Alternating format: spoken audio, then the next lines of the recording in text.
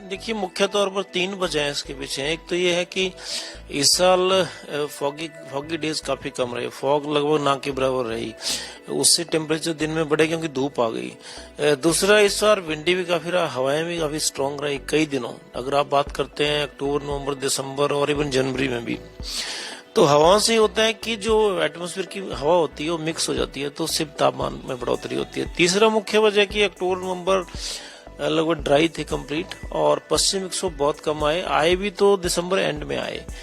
तब तापमान जो है तो काफी ज्यादा ऑलरेडी बढ़ चुके थे। तो अगर कम होते भी हैं, स्पेल्स बीच में जरूर देखने को मिले जनवरी में, लेकिन उससे टेम्परेचर कम हुए भी हैं तो काफी कम हुए हैं।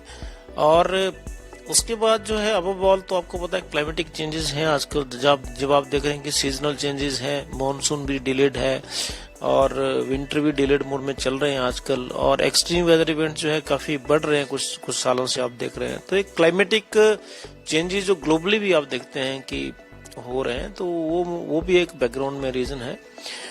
लेकिन अभी कुछ संभावना है 22 और 23 को। ऐसा नहीं है कि कोई बहुत सिग्निफिकेंट रेनफॉल हो जाएगा, लेकिन कुछ पार्ट्स में जो हिमाचल के 7 जिले हैं पंजाब के, वहां संभावना है कि बादल आ सकते हैं और हल्की बारिश है, और पहाड़ों में भी कुछ स्नोफॉल के चांसेस है। तो उससे कुछ रिलीफ जरूर मिलेगा, टेम्परेचर कम होंगे, लेकिन बहुत कम हो जाएंगे ऐसा नहीं है। और फोरकास्ट भी हमारा जो विंटर का हमने इनिशियली दिया था मौसम विभाग ने, उसमें भी उन्हें इंडिकेट किया था कि ये जो सर्दी है पिछले साल से कम रहेगी in term of number of foggy days, cold wave जो होती है, और जो टेम्परेचर कम होते हैं। जो अभी तापमान चल रहा है वो नॉर्मल से कितना ऊपर चल रहा है, और आने वाले दिनों में क्या ये नॉर्मल होगा कुछ ऐसा? देखिए, टेम्परेचर काफी ज्यादा है। मैक्सिमम टेम्परेचर 6 से 8 डिग्री ज्यादा सामान्य से चल रहे हैं, और मिनिमम टेम्परेचर भी ज्यादा है।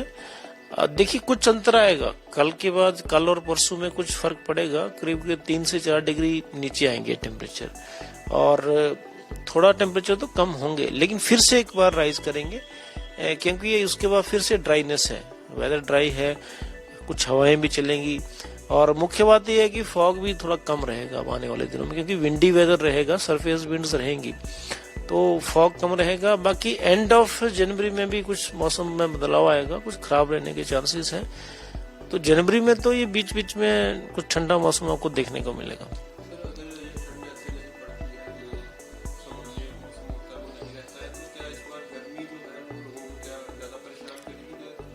देखिए, अभी तक तो कुछ इंडिकेशन है कि टेम्परेचर फरवरी में कुछ ज्यादा रहेंगे, एटलीस्ट मिड फरवरी तक तो टेम्परेचर कुछ ज्यादा है। तो अर्ली जो है समर्स के भी कुछ इंडिकेशन लग रहे हैं। अगर कोई बड़ा चेंज नहीं आता है फरवरी में, तो उससे टेम्परेचर जो है फरवरी मार्च में बढ़ सकते हैं।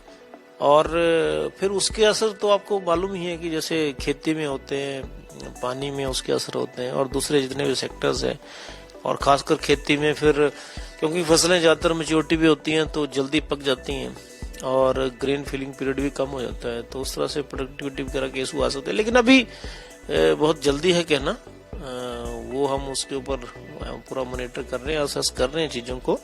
लेकिन फिलहाल जो है कोई बड़ा रिलीफ नहीं है कि टेम्परेचर एकदम कम आ जाएंगे, लेकिन 22-23 में जैसे मैंने कहा एक बार फिर से ठंड आएगी।